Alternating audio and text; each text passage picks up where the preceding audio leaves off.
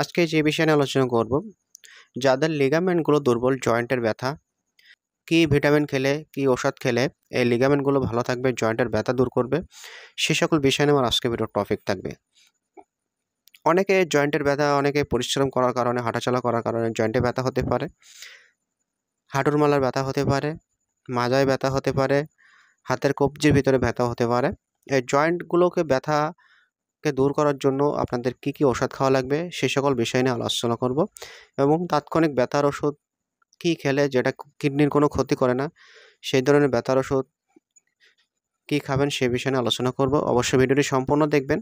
তো বন্ধুরা, জয়েন্টের ব্যথা হয়ে থাকে সাধারণত বেশি বয়স হয়ে গেলে, 50 বছর পার হয়ে গেলে এই জয়েন্টের ব্যথাগুলো হতে পারে।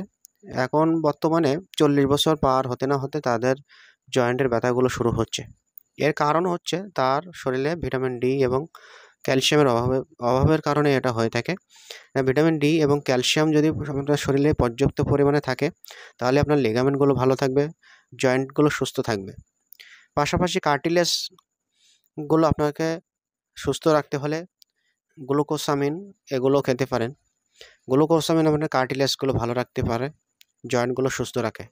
জয়েন্টের ব্যথায় ভুগছেন, হাঁটুর মালার ব্যথা, মাজায় ব্যথা, হাতের কবজির ভেতরে ব্যথা, এই জয়েন্টের ব্যথার জন্য আপনারা কী কী ওষুধ খাবেন? জয়েন্টের ব্যথার জন্য আপনাকে যে ঔষধগুলো খেতে হবে, প্রথমে ক্যালসিয়াম এবং ভিটামিন D3 যুক্ত যে ক্যালসিয়ামগুলো পাওয়া যায় সেগুলো খেতে পারেন। পাশাপাশি ভিটামিন, ক্যালসিয়াম জাতীয় খাবার খেতে পারেন। দুধ, ডিম, সাদা তিল, মেথি, পুরমা খেজুর, বিভিন্ন ধরনের বাদাম, কাঠবাদাম, কাজু বাদাম, পেস্তা বাদাম, চীনা বাদাম, এর ভেতরে রয়েছে ভিটামিন ডি এবং ক্যালসিয়াম রয়েছে, যেগুলো হাড়, জয়েন্টগুলো সুস্থ রাখতে সহায়তা করে। এর পাশাপাশি আপনারা যে ওষুধগুলো খেতে পারেন, ভিটামিন ডি এবং ক্যালসিয়ামযুক্ত যে ওষুধটা বায়োকাল ডি, এটি ন্যাচারাল ক্যালসিয়াম, এটি খেতে পারেন। এটি খুবই ভালো ক্যালসিয়াম, বায়োকাল ডি অথবা বায়োকাল ডিএক্স। এটি প্রতিদিন একটা করে খাবেন, কন্টিনিউ 3 মাস খেয়ে যাবেন, তাহলে আপনার জয়েন্ট লিগামেন্টটা ভালো থাকবে, সুস্থ থাকবে।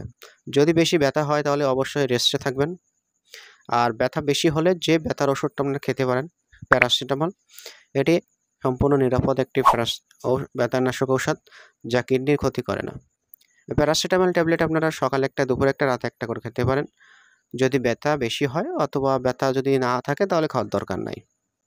এরপরে আপনার জয়েন্টগুলো যদি ক্ষয় হয়ে যায়, জয়েন্টগুলো যদি খুবই ব্যথা হয়ে থাকে, তাহলে এর পাশাপাশি যে ওষুধটা খাবেন, কন্টিলেক্স ট্যাবলেট, কার্টিকেয়ার ম্যাক্স অথবা কার্টিকেয়ার টিএস, এই জাতীয় ঔষধ যেগুলো আপনার জয়েন্টগুলো সুস্থ রাখতে পারে, লিগামেন্টগুলো ভালো রাখে। কার্টিলেক্স ম্যাক্স বা টিএস এটি আপনারা প্রতিদিন সকালে একটা, রাতে একটা করে খাবেন, কন্টিনিউ 2-3 মাস খেয়ে যাবেন, তাহলে এটা ক্ষয়পূরণ করে আপনাকে পুনরায় জয়েন্টগুলো সুস্থ রাখতে সহায়তা করবে। ভালো থাকেন, সুস্থ থাকেন, আল্লাহ হাফেজ, আসসালামু আলাইকুম।